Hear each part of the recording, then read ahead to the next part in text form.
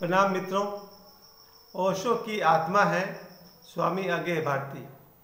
ओशो की आवाज़ है स्वामी अज्ञेय भारती। अभी 5 मिनट पहले मैंने स्वामी अज्ञेय भारती जी से बात की है।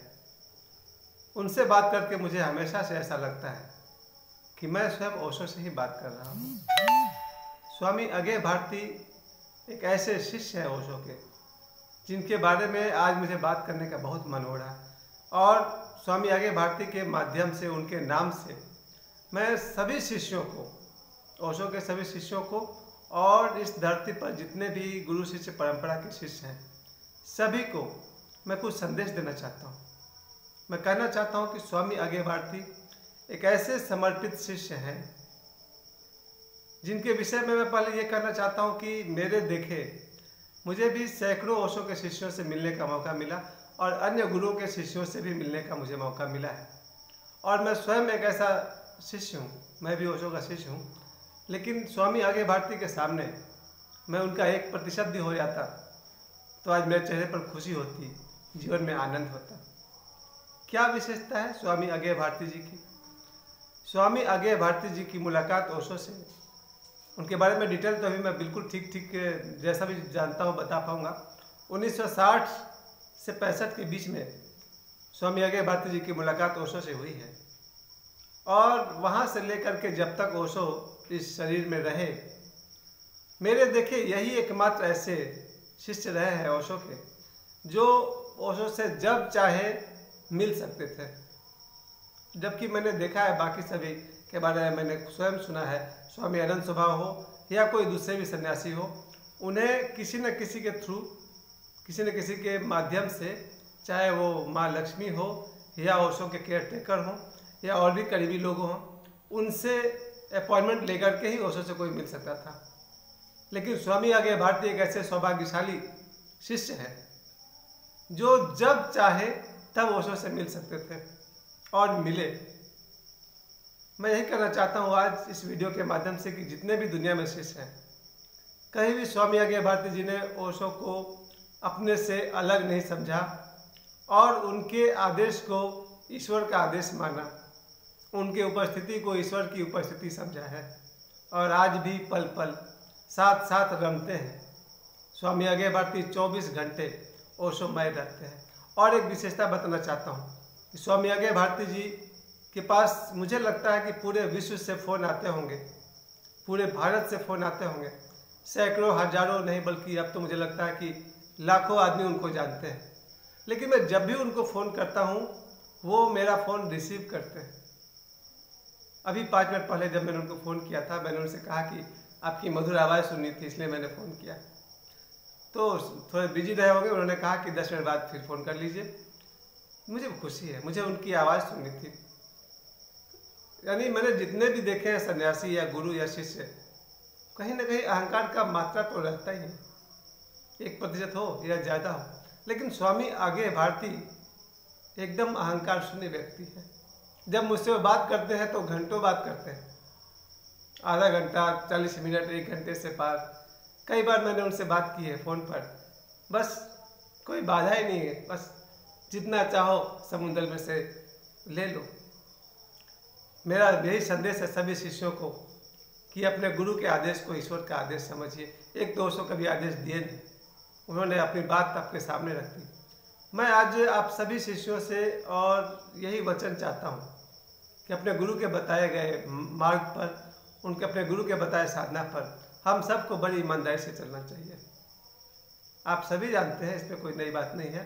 लेकिन फिर भी मुझे लगता है कि मेरे देखे बहुत सारे शिष्य हैं जो उतनी गहराई तक अपने गुरु के चरण स्पर्श भी नहीं कर पा रहे हैं। लेकिन मैं अपनी बात कहना चाहता हूँ, सिर्फ अपने बारे में कहना चाहता हूँ कि 1997 से लेकर, यानी 1997 से लेकर के आज तक 26 साल हो गया मुझे संन्यास लिए हुए। मैं एक अच्छा शिष्य नहीं बन सका आज तक।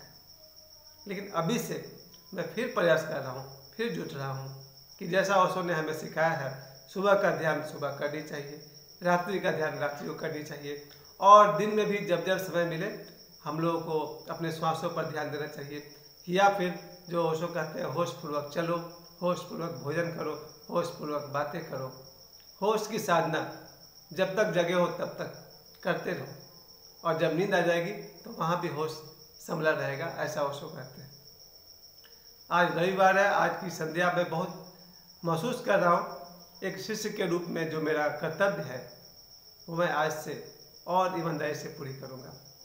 मुझे इस बात का बहुत दुख है कि 1997 के बाद से आज तक मैं ओशो के शिष्य होने के बावजूद भी कई गुरुओं के पास गया, मैं कहूँगा कि भटका। लेकिन कल ही ओशो कह रहे थे कि भटकना बुरा नहीं है, जो जितना ही भटकता है वो उतना ही प्रौढ़ होता है, मैच्योर होते जाता है। चलिए, कल मेरा मन हल्का हो गया ओशो से ये बात सुन करके, जब ओशो ने कहा कि भटकने में कोई बुराई नहीं है, जितना भटकोगे उतना ही मैच्योरिटी आएगी, परिपक्वता आएगी। लेकिन मैं थक गया हूँ भटक भटक करके। अब मैं वापस अपने गुरु के चरणों में गिर पड़ना चाहता हूँ, बस ओशो मैं हो जाना चाहता हूँ, ओशो के साथ एक हो जाना चाहता हूँ। प्यारे दोस्तों, मेरा भाग्य तो देखिए, ओशो जैसे गुरु जिनके बारे में पूरी दुनिया जानती थी, खास करके तिब्बती हों या फिर दुनिया के सभी लोग जानते थे कि ओशो इस जगत के एक महानतम गुरु, उनका शिष्य होकर के भी अगर मैं खाली रह गया हूँ तो पूरी की पूरी गलती मेरी है। साधना में कोई कमी न हो, चाहे मैं हूँ या आप हों, हम सभी अपने गुरु के साथ एक हो जाए। और मैं स्वामी आगे भारती जी के बारे में उनकी जितना भी तारीफ करूँ कम है। जैसे मैंने कहा कि वो जब चाहे जहाँ चाहे ओशो से मिल सकते थे और मिले। और दूसरी बात यह है कि स्वामी आगे भारती कहते हैं कि ओशो ने कहा है कि अगर कोई आदमी तुमसे कोई आर्टिकल मांगता है ओशो के प्रवचन पर, जिस विषय पर ओशो ने नहीं बोला हो, तो ओशो ने कहा आगे भारती जी को कि तुम लिख देना और नीचे मेरा नाम लिख देना। इतनी बड़ी बात कि ओशो के नाम पर स्वामी आगे भारती अपने प्रवचन लिख सकते थे और नीचे ओशो के नाम दे सकते थे। यह आज्ञा स्वयं ओशो ने दी है उनको। तो आज भी मेरे लिए जब कभी भी मुझे लगता है कि मुझे ओशो की उपस्थिति, उनकी करीबी महसूस करने का मन कर रहा है शरीर, तो मैं स्वामी आगे भारती जी को फ़ोन लगाता हूँ और उनसे बातें करता हूँ। और ये इसलिए मैं कह रहा हूँ कि हम सब और भी उनके विषय में जितना भी कहिए, बहुत ही बड़े आदमी हैं स्वामी आगे भारती।